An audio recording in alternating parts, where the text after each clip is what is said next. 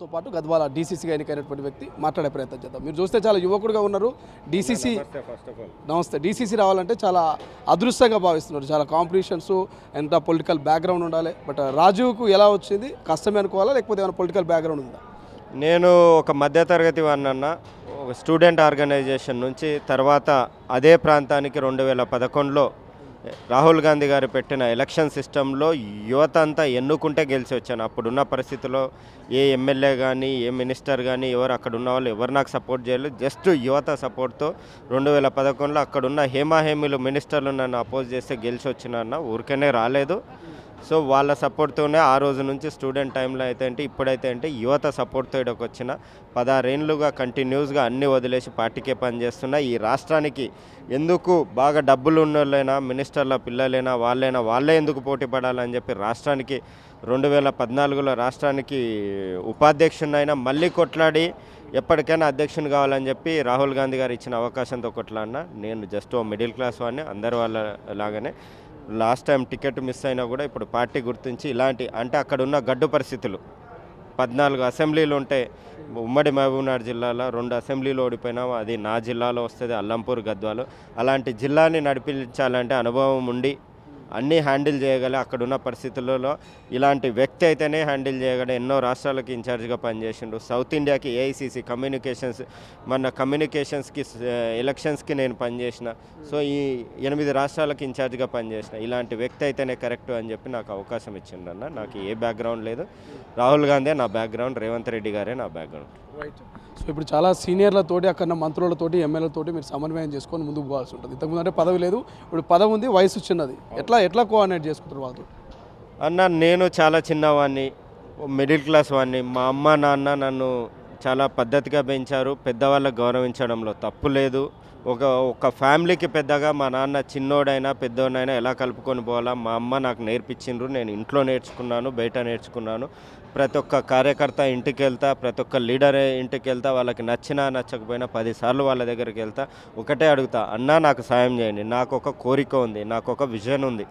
జోగులాంబ గద్వాల్ జిల్లాని ఈ రాష్ట్రంలోనే ఈ దేశంలోనే నెంబర్ 1 జిల్లా చేయాలని ఉంది. దానికి మీ సలహాలు సూచనలు నాకు కావాలి. అది చిన్నవాళ్ళనైనా పెద్దవాళ్ళనైనా వెళ్ళి వేడుకుంటా. ఎందుకంటే నా జిల్లా ముందు, తర్వాతనే నేను. దానికోసం నేను ఎవరి దగ్గరికైనా వెళ్తా, ఎవరితో అయినా మాట్లాడతా. వాళ్ళనే కాదు, ప్రతి ఒక్క సోషల్ సర్వీస్ చేస్తున్న వారు, రిటైర్డ్ అయిన వాళ్ళు అయితే ఏంటి, చిన్న స్కూల్ పిల్లలు అయితే వాళ్ళ కోట్లున్నాయని చెప్పి వాళ్ళకంటూ ఒకరికి. నేను స్కూల్లో ఉన్నప్పుడు చాలా బాధ, ఎందుకు నా గద్వాలు డెవలప్ అవ్వలేదని నాకు బాధ ఉండే. ఆ బాధ స్కూల్ టైంలో ఆ బాధపడ్డాడనుకో నాలాగా ఎన్నో వాళ్ళు ఇబ్బందులు పడి ఆ ప్రాంతాన్ని వదిలి వెళ్ళే పరిస్థితి. సో ఎవరిని నెగ్లెక్ట్ చేయను. ప్రతి ఒక్కరి దగ్గరికి వెళ్ళి వాళ్ళ మనసులో ఏముంది, ఒక మోడల్ గద్వాల్ జిల్లాని తయారు చేయడము నా కోరికన్నా. దానికోసం ఎక్కడికన్నా వెళ్తే ఎవరినన్నా కలిస్తే ఎవరి కాళ్ళు పట్టుకోవాల్సి వచ్చినా కూడా పట్టుకుంటాను. డీసీసీ అయినాక ఫస్ట్ మీట్ ముఖ్యమంత్రితో అయినట్టున్నది ఇవాళ. సో ఏంటి డీసీసీలకు ఏం దిశానిర్దేశం చేశారు ముఖ్యమంత్రి గారు? ముఖ్యమంత్రి గారు ఒకటే చెప్పారు, మీకు ఇచ్చిన బాధ్యత, ఇప్పుడు ప్రభుత్వ బాధ్యత మొత్తం మీ భుజాల మీద ఉంది. ప్రభుత్వ పథకాలు ఏదైతే వస్తున్నాయో ప్రతి ఒక్క మీ ఏరియాలో, ప్రతి వార్డులో, ప్రతి ఇంటికి, ప్రతి కార్యకర్తకి, ప్రతి అక్కకి, ప్రతి అమ్మకి. ఇప్పుడు చీరల గురించి ఎగ్జాంపుల్ చెప్పారు. ఇందిరమ్మ చీరలు ఇచ్చిన దాంట్లో ఒకవేళ ఒక వార్డులో ఒక వ్యక్తికి కూడా రాకుండా మీరు ఫెయిల్ అయినట్లే. అక్కడ గద్వాల్ జిల్లాలో ఎవరెవరు ఉన్నారో వాళ్ళందరికీ అర్హులైన ప్రతి ఒక్కరికి చీరలు వచ్చినా అంటే నువ్వు సక్సెస్ అయినా. ఒక్క పథకం ఒకరు రాకుండా కూడా మీరు ఫెయిల్ అయినట్లు. అంటే ఏ ముఖ్యమంత్రి చెప్తాడండి? ఆయన చెప్పింది ఒకటే, ఇది ప్రజాప్రభుత్వంలో ప్రజలకి ప్రతి పథకం వెళ్ళాలి, వాళ్ళు సంతోషంగా ఉండాలి. ఇప్పుడు ఆడవాళ్ళని కోటీశ్వర్లు చేసి చెప్తున్నారు, 1 కోటి మందిని కోటీశ్వర్లు చేస్తా అని చెప్పినారు. దానిలో భాగంగా మీ దగ్గర నుంచి వచ్చేటట్లు ఇంకా ఎక్స్ట్రా ఏమన్నా కావాల్సి మీకు, ఇప్పుడు ఇందిరమ్మ ఇండ్లు ఉన్నాయి, ఇంకా మీకు ఎక్స్ట్రా కావాల్సి నన్ను అడగండి 10 సార్లు. ఏది ఉన్నా కూడా నేను శాంక్షన్ చేస్తాను, కానీ మీరు పని చేయండి.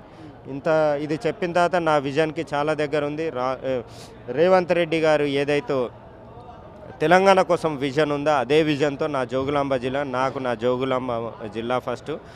రేవంత్ అన్న ఇంకోటి అన్నాడు, రాహుల్ గాంధీ గారిని ప్రైమ్ మినిస్టర్ చేసే బాధ్యత జిల్లా అధ్యక్షుల చేతుల మీద పెడుతున్నాము. మీరు కనుక గట్టిగా చేస్తే రాబోయే రోజుల్లో రాహుల్ గాంధీ గారు అయితే అది మీ బాధ్యత అని చెప్పారు. సో ఇలాంటి నిర్దేశం ఇచ్చారు, చాలా సంతోషం అన్న. మాకు ఇచ్చిన పవర్సే కాదు, పవర్స్ కంటే ఎక్కువ బాధ్యతల గురించి చెప్పారు. మేము ఆ బాధ్యతలకు కట్టుబడి ముందుకెళ్తాం. Thank you so much. ఇది రేవంత్ రెడ్డి, రాహుల్ గాంధీ అన్న బ్యాక్గ్రౌండ్. చాలా మిడిల్ క్లాస్ ఫ్యామిలీ. బట్ ఏదేమైనా గద్వాల జిల్లా ప్రత్యేకత కోసం, గద్వాల జిల్లా కోసం నేను కష్టపడతానంటూ కూడా నూతనంగా ఎన్నికైనటువంటి గద్వాల జిల్లా డీసీసీ రాజు రెడ్డి చెప్తున్నటువంటి పరిస్థితి. కెమెరా పర్సన్ అజయ్తో శ్రీశైలం, తొలి వెలుగు, హైదరాబాద్, గాంధీభవన్. అసలైన తొలి వెలుగు. ఫాలో వాట్సాప్ @తొలి వెలుగు official.